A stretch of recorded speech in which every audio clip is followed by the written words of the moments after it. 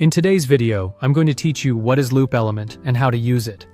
We'll build a simple Salesforce flow that fetches contacts and then walks through them with a loop so you can see exactly how it works.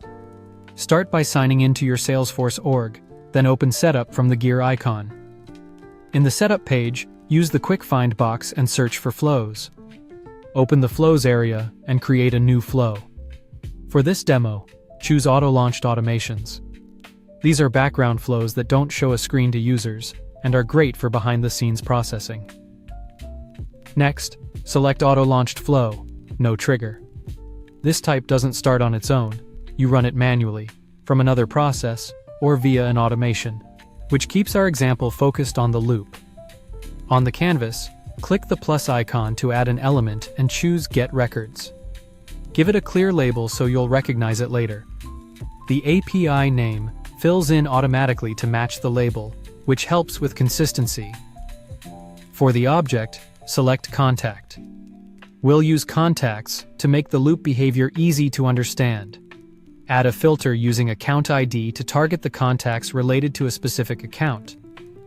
Confirm the condition so the flow follows the true outcome, and set the element to return all records that match. Storing all records ensures we get a full collection to loop over.